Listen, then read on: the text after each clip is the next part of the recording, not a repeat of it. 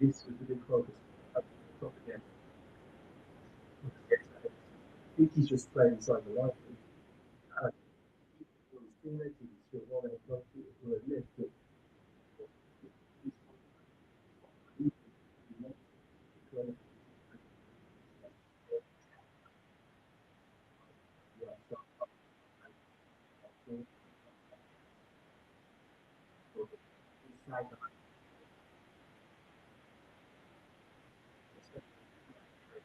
as well in his 50th match as captain.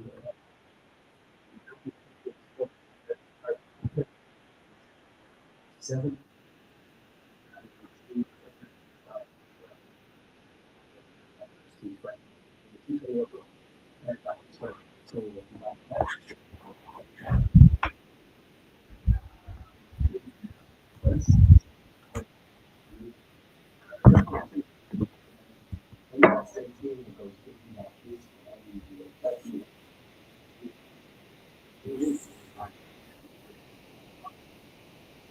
What did you think about already?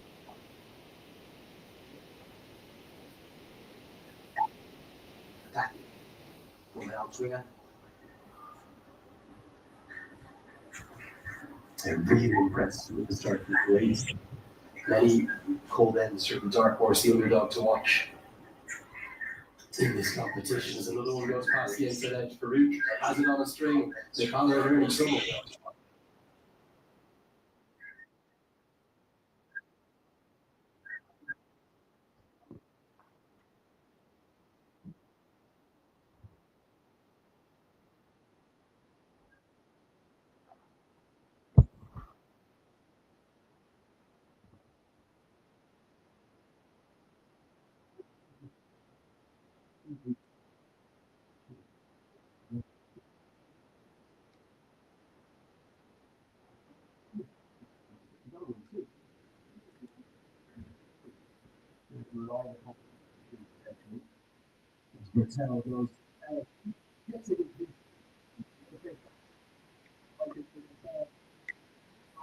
The higher half of the bat, but he goes with such aggression and such confidence. He gets 6.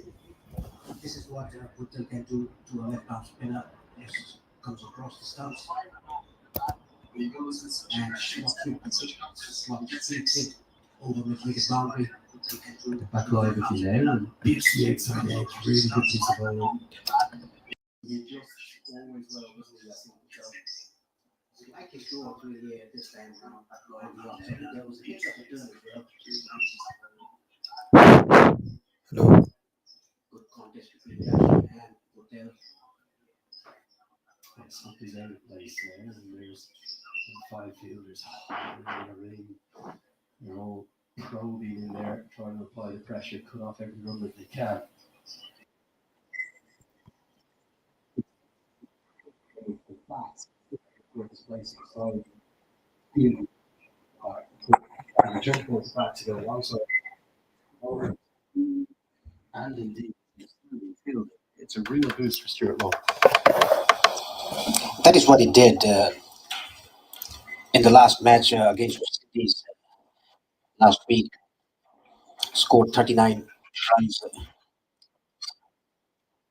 and he was unlucky to be given out by the umpire that particular day.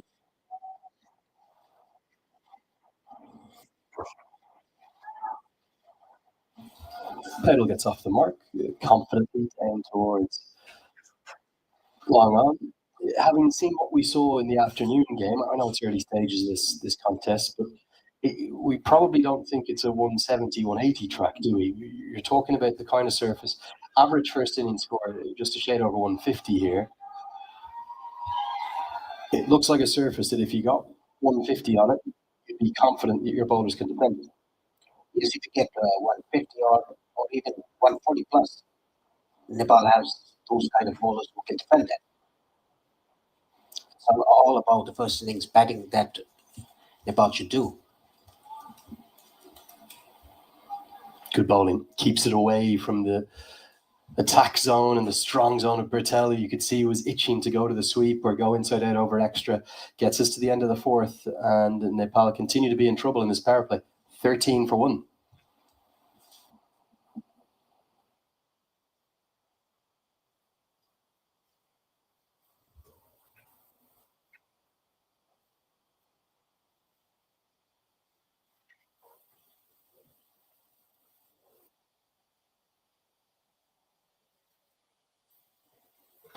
Yeah, great to see the fans in. He's come in good numbers. A big crowd apparently on Friday. The Nepalese community is coordinated to come in their hundreds a day off work. As Farouk continues, and this is an exceptional opening spell. He attacks Powell with a swinging ball and a crooked back coming down, causes issues for the skipper. He's not that expressed, but he's found his line and length, and the ball is shaping away from the right-hander. Looking on off stump and moving away, particularly hard to bend his back of the leg. The batsman thinks that he should go forward or either back.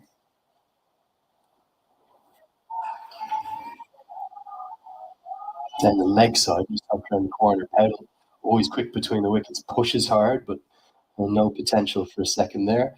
Can you give us an idea, Paresh, of the weight of expectations back home, I suppose, after the joy and emotion of a month that nobody could ever forget, and the way in which it ended with that Unity Cup win? Everyone expects Nepal to qualify back home, do they? Yes, they do. Expect Nepal to qualify for the T20 World Cup next year. Everyone back in the Nepal team, not only back in Nepal, but around the world. A huge diaspora right the way across the world. Throw at the non-striker's end is a direct hit, and Powell is not just going to get one from this. I think he'll get two. That's brilliant reactions, and the outstanding running between the wickets that we saw from Nepal and their brilliant work in the field will be a big factor tonight. We saw that throughout the Unity Cup. Great awareness to turn a dot into two. Rohit Paudel just took 2 or 3 steps. It was a direct hit. The ball ricocheted off the stumps, and it could have been a dot ball, resulting in that second run.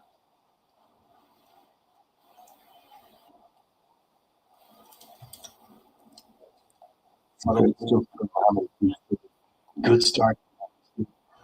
Very much all over the right-handers. I just wonder, is it Manalo? We saw him in one game with Ashley Shaken left out in the Unity Cup.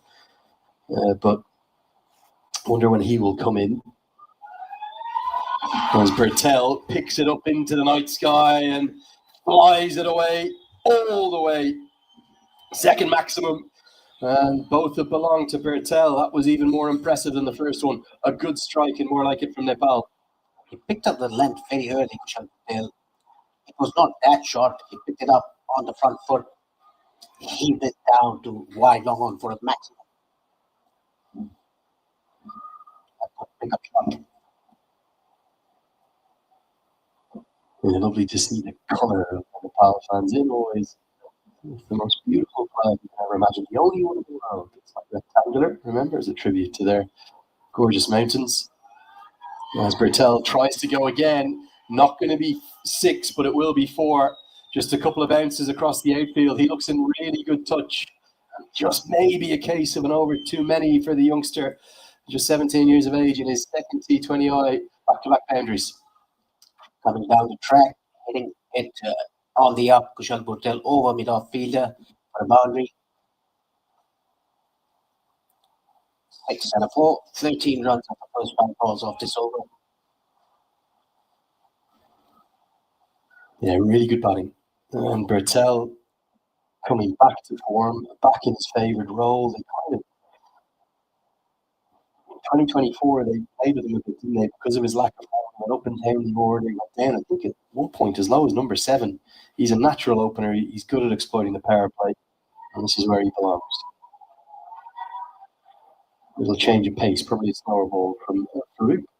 Will make it 14 runs from the over, most expensive of the innings thus far, and Nepal are finally up and running. It's 27 for 1 after 5.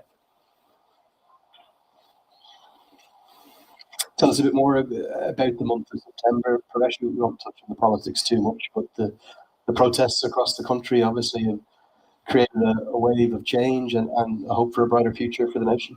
And let's hope for the best that we get a brighter future. It was all against whatever politicians were doing. It was all driven by young people as well, wasn't it? Very much across Nepal. Yeah, the very young people under 28 years of age have done this protest and it was successful. And it seems like the vast majority of those in Gen Z are big cricket fans as well. So they'll be watching on avidly and glad to have them alongside us. We'll see some leg spin for the first time today, actually, in the two games that we've seen. It's going to be wrist spin in the afternoon clash. Navin Raj Rajendran will come in with his right arm leg spin, slightly unorthodox, a little bit off the wrong foot. But we heard Mohammad Aslam, he spoke with us about how he wants to back his spinners. So that's not just Yasin Patel, that's Navin Raj here. We'll see, I suspect, Mohammad Aslam himself have a good ball and then a couple of other options to lead Babsar can bowl. Those are the left arm spinners as well. Plenty of spin options for Kuwait. And that's a drag down and really a free hit for Rohit Paudel, who gets his first boundary, helps it round the corner. And that's Rohit's favourite shot. Going down on his knees, pulled it up behind square on the leg side for a boundary. A half tracker, nicely dealt by Rohit Paudel.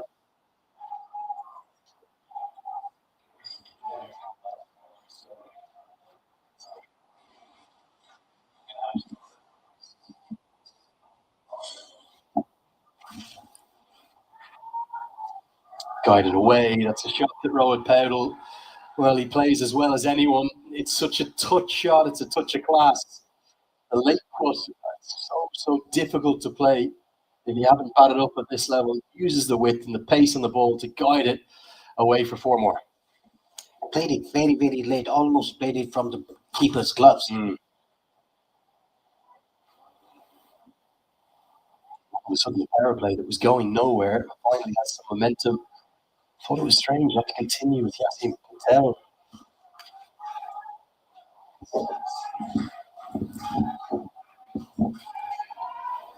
Now works it into the leg side. Won't get a single this time. You talk about a desirable target. They want more than 140, despite the assistance the bowlers have been getting, 150, 160. They should have the cushion of 150 runs on board to defend it.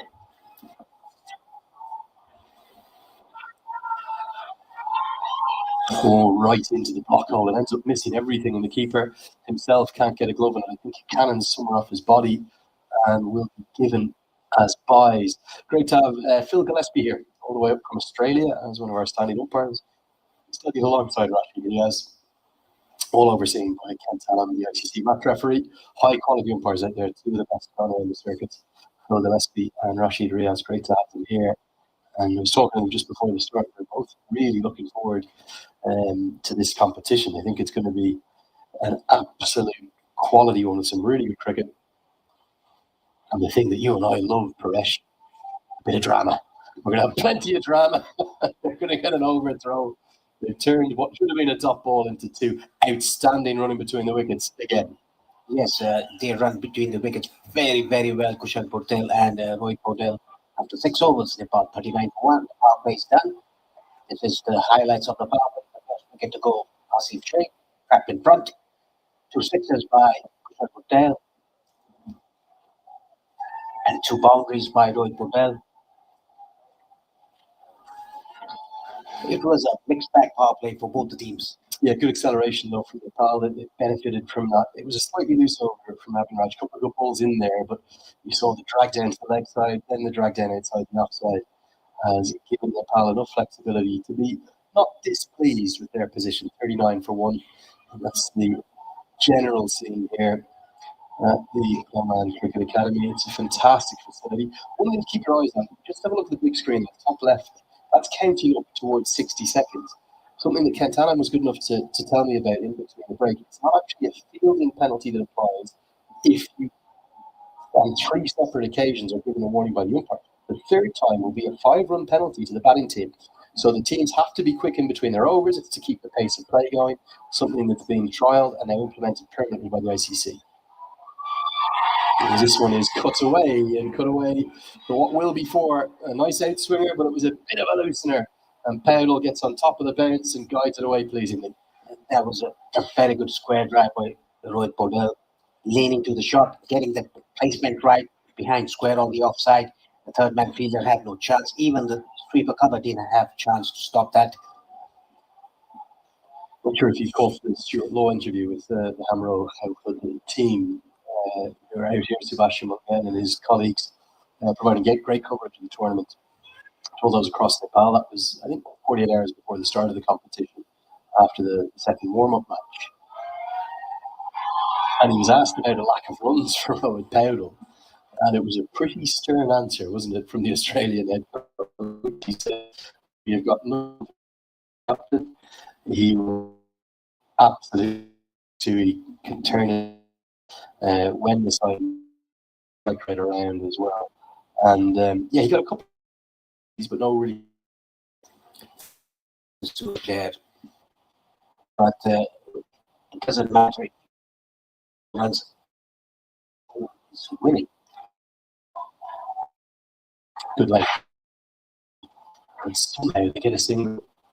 The only way these two can get quicker between the wickets is if Dipender Singh Iree comes to the crease. But the three of them really, Powell, Bertel, Iree, are lightning, aren't they? The cricket that's young. That is what was very quick in between wickets, and even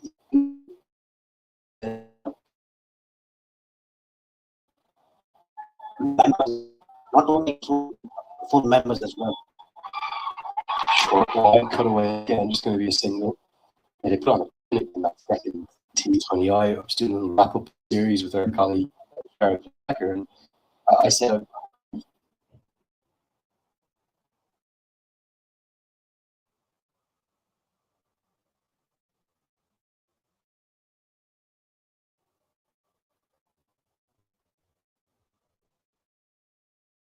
I'm lucky over.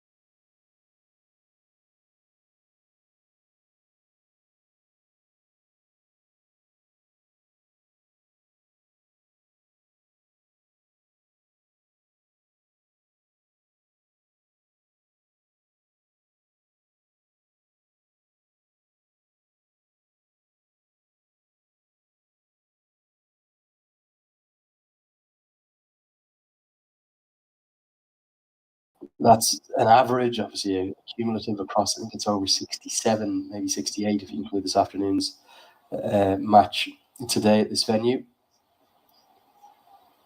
Oh, now this is close, but a bit of bat involved will keep Kushal Bertel's wicket intact. Great move from Mohammad Aslan to keep Navin Rajan expensive first over. Yes, the wicket already in this over and just a single given away. I'm very impressed with Aslam's captaincy, how he rotates his bowlers. Oh, it's again that Yorker. Nepal are just not picking it up.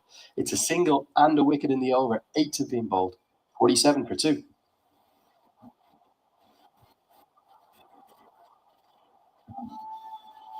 The night sky across the Oman Cricket Academy as you look at the bowling card. Just the 4 used thus far. Keep your eyes on Mohammad Aslan bringing himself into the attack at some point. Kushal Mala's role will be to sort of take him down if he can. And then there are plenty of other bowling options too. They won't have any shortage of those. For Nepal, it's a sort of tricky position here, isn't it? Under the floodlights, under a bit of pressure, going at a run of ball, thereabouts. They don't want to kind of get bogged down. They need to keep accumulating runs through these middle overs. They have to do that if they want to post a healthy total or respectable totals, let's say around 140 to 150. That can be a dependable total. Slip comes into place. Sander Owan there. Immediately trying to attack Kushal Mala, and Mohammad Aslan, the captain, on the hunt for wickets. This is good, proactive captaincy. Something we maybe didn't see as much from Qatar in the afternoon game, who really just kind of went through the motions once the power play was done. They fought hard, yes, but they kind of went to set plans. Bit of innovation here from Kuwait. 1, 2, 3, 4, 5 fielders up in the circle, including that slip. Yeah, Kushal Malla just in after the wicket of Rohit Patel. This is a very good move. And causing a few problems. They'll know that Mala is much more devastating against spin, particularly left arm spin. It's his bread and butter, what he adores. But even just 2 or 3 overs of keeping things tight as we look at the field here will really aid Kuwait. Although the slip now comes out of place and comes into probably a close catch in mid wicket. I think Kushal Malla, he hasn't read the pace of the wicket. That is why he's getting those inside edges, under edges, not timing the ball well.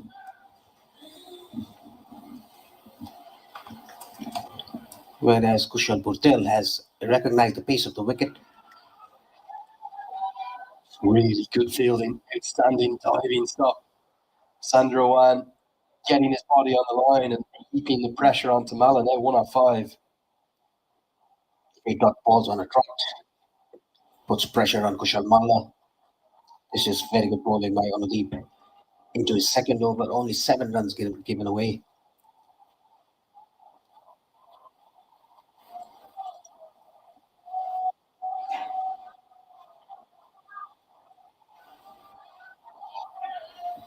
It will allow Mala to get off strike, but Bertel has just been a bit shy of strike, hasn't he, the last 3 or 4 overs?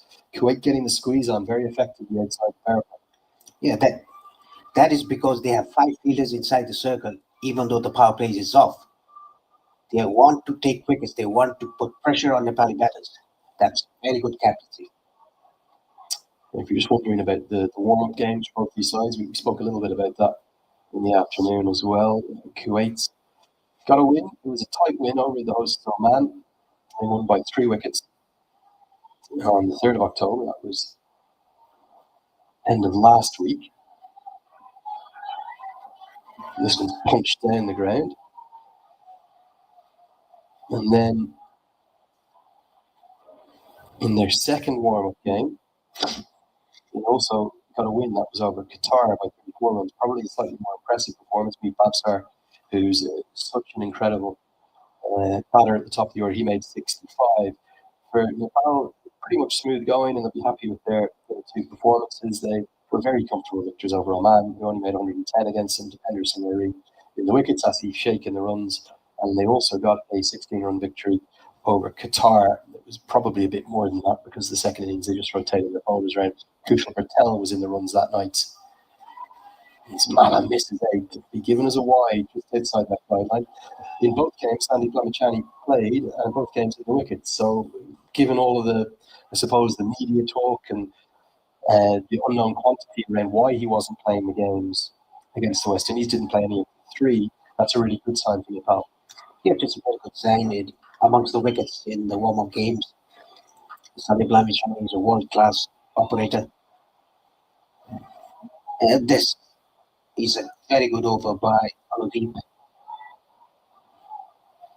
And Nepal are just happy to work it around. The 50 has come up, and at the end of the night, one more over to the Grigsburg. It's 51.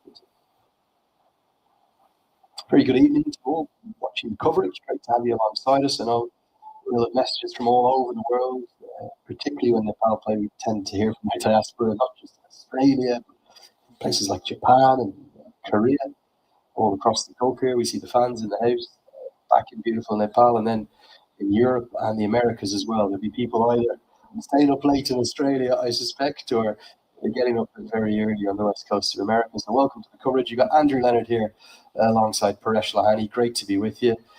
Paresh, everything we've seen across these first 9 overs is basically what we thought in the run-up to this tournament. No wins are going to come easy. Every game is going to have a few twists and turns, a bit of drama in it, and it's going to be a very, very tightly fought qualifier from start to finish.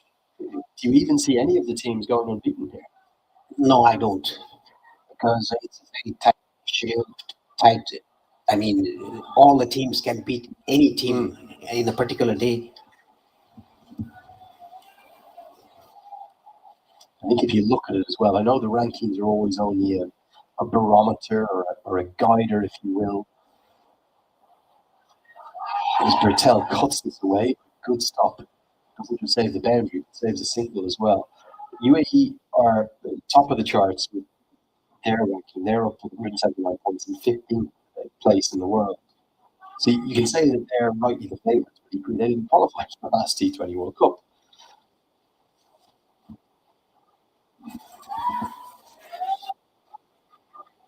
Nearly chipped back the ball. And Nepal in 18th, Oman in 20th, Papua New Guinea 21st, Kuwait 23rd. So there's actually only 5 places separating Nepal and Kuwait in the rankings.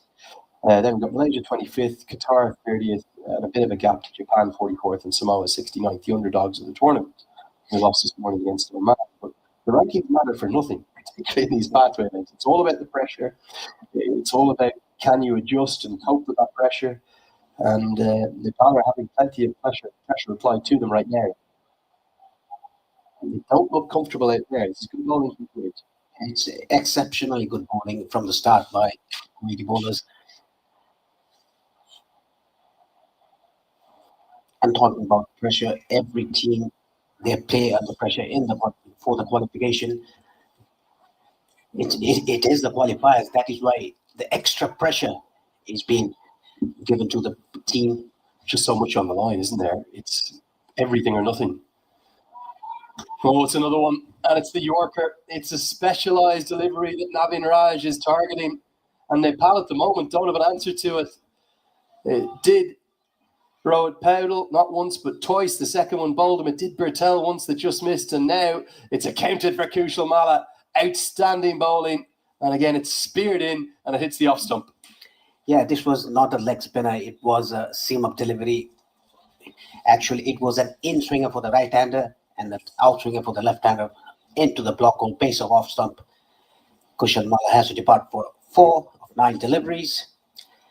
And it's time for a drinks break, and we'll take a break here in the commentary box.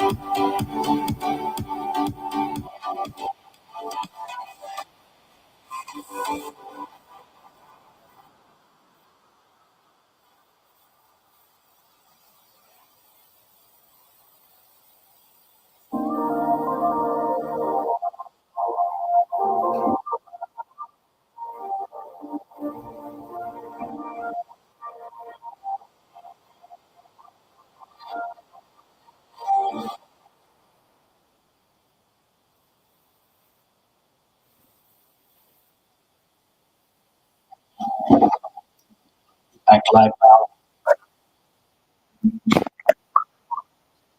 Right.